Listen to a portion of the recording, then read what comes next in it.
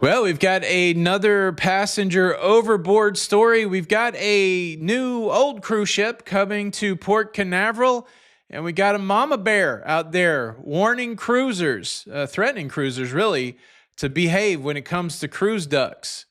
Who should get them? Who do you think she'll say? Look, all that and more on today's episode of The Cruise Show. All aboard! Your ship is leaving. Talking about everything going on in cruising. It's the Little Loca time. It's the cruise show. It's the cruise show. Hey, what's up, everybody? Welcome to La Lita Loca. Welcome to The Cruise Show. I am your host, Tony, here to talk you through everything going on in cruising. It's everything going on in cruising. It's for your face.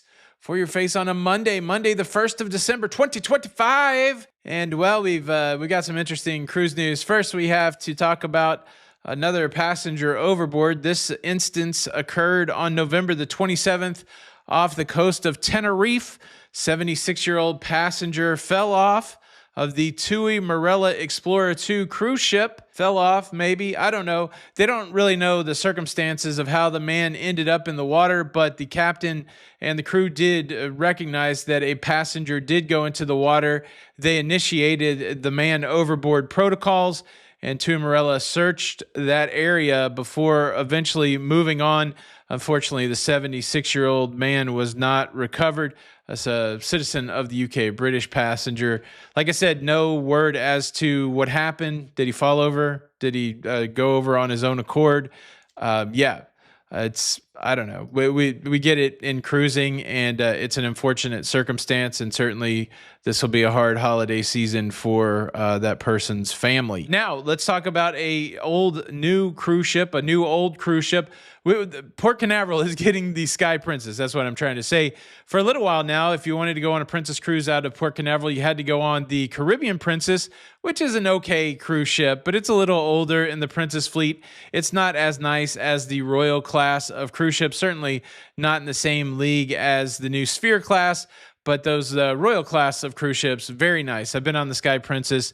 I enjoyed it quite a bit. And now for the next little bit, they will be sailing out of Port Canaveral. Sky Princess will be doing sailings down to the Caribbean, 6 and 8 day sailings, and that will continue on into 2026. Caribbean Princess will be back in Port Canaveral also in 2026. So this is another cruise ship that is home porting in Port Canaveral. It's so interesting to watch the growth of these cruise ports across the United States. Port Canaveral continues to add more and more cruise ships to their home porting activity. Think about all the ships that are down in Miami. Think about all the ships that are in Galveston. It really is a booming time for cruising. And certainly Princess cruisers that live in that Central Florida area now have a really nice option over in Port Canaveral with the Sky Princess. Now, I do want to take a moment to talk about a couple passenger experiences that I'm seeing out there on the internet related to passports and why it's important to have a passport. First up, these are Royal Caribbean cruisers. I want to be fair. I talk a lot about Carnival cruisers. Let's talk about some Royal Caribbean cruisers. This one was posted over at Royal Caribbean First Time Cruisers. The poster says, "We have a cruise lined up for March. My boyfriend was denied a passport due to child support. Would he still be able to cruise through Independence of the Seas? We will be going to Perfect Day and Nassau. Thanks." This is a big one. If you're somebody out there who does not pay their child support, it's going to be hard for you to travel internationally. You certainly cannot get a passport in most instances if you are on the I do not pay child support list. And then also, sometimes you can go on a cruise with your birth certificate, but you will get flagged at the end of that cruise, tagged as someone who does not pay their child support. And I know of circumstances where someone was detained and had to start making a payment because of a cruise. So the interesting stuff here.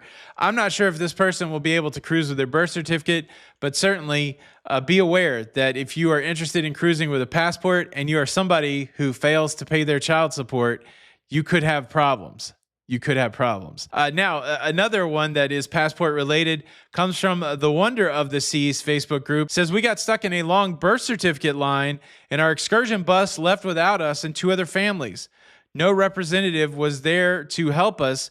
Anyone else have this happen to them? How do I get a refund?" I really wish I had more information on this. So how does that work? Where do you have to show your birth certificate before you go on an excursion? I'm thinking the only thing that I could think of is if you're doing an excursion after you depart your cruise. And so when you go to depart your cruise, there's a passport line and then there's a birth certificate line. Traditionally, the birth certificate line takes longer than the passport line. And that could be a scenario where you're stuck in a long birth certificate line where maybe you do miss out on your excursion. Almost everything you do when you travel cruise wise is more difficult with a birth certificate. Certainly, if you have a birth certificate, you run the risk of being stuck in a foreign country because if you miss the ship for some reason, you're not going to be able to fly home with just your birth certificate. You're going to have to go to the embassy. You're going to have to get an emergency passport. You're going to have a hard time if you get stuck in a country with your birth certificate. And then the lines, like I said, are longer for the birth certificate. This lady's like, how do I get a refund? I don't know. I don't know if, do you think she's deserved a refund? If you miss the time of your excursion, most of the time you're not getting a refund for that. So what do you think? Now, before I get into this next story, let me ask this. Do we like this term mama bear? I don't like the fact that, we use the word Karen to talk about a certain type of complaining person because I have an Aunt Karen who's a wonderful lady. I know other Karens that are great people. So I feel like Karens are unfortunately maligned by the memeing of the complaining woman by calling her Karen. But at the same time, every time I hear the word mama bear, somebody like references the mama bear is going to do this or mama bear is going to do that. I immediately think Karen. I know it's wrong. It's wrong. But I immediately think Karen. So where are we at on Mama Bear? When somebody says I'm a Mama Bear, does this conjure up some sort of thing in your head? Unfortunately, for me, it does. But let me read this message. There's a Mama Bear out there. I don't think her name's Karen. There's a Mama Bear out there who has a warning. A warning for people that are hunting for ducks on cruise ships. Essentially a warning that if you're not a child, you shouldn't be doing it. Here's what they write. Unpopular opinion, and I may get some heat for this, so dropping it cautiously. I wish there was a courtesy amongst cruisers to leave ducks for kids to find. In other sailings, it's been okay, but this time I felt like less people hid ducks, which is fine. We brought ducks to hide as well to add, but I saw little ones looking for ducks only to have adults in front of them take them. I've also seen adults find some and then hide some somewhere else, which is good too. But adults taking ducks back to their rooms, this mama is watching you. Then she's got the eye emoji and the bear emoji. So the mama bear is watching you, basically saying that it's wrong for adults to take ducks when kids are looking for ducks. Is this duck thing gone too far? Look, I see them around town all the time on the Jeeps. The Jeep people got the duck thing locked down. That's cool. Take a duck, leave a duck, like a pen exchange, I guess. But on the cruise ships, is it out of control where you got mama bears patrolling the corridors and the highways and the byways and the pool decks, making sure that little ones aren't? This is also a Royal Caribbean cruiser, just FYI. What do you think? Should there be a hard and fast rule? This thing came to play this summer too. I remember watching all those clips of adults taking baseballs from kids. Like kid would catch a fly ball and somebody rip it out of their hands.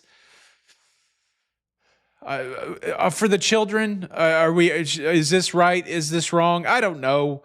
Have the ducks run their course and it's time for us to move on?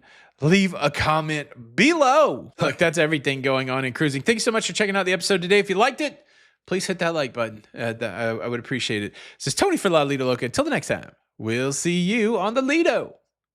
Bye.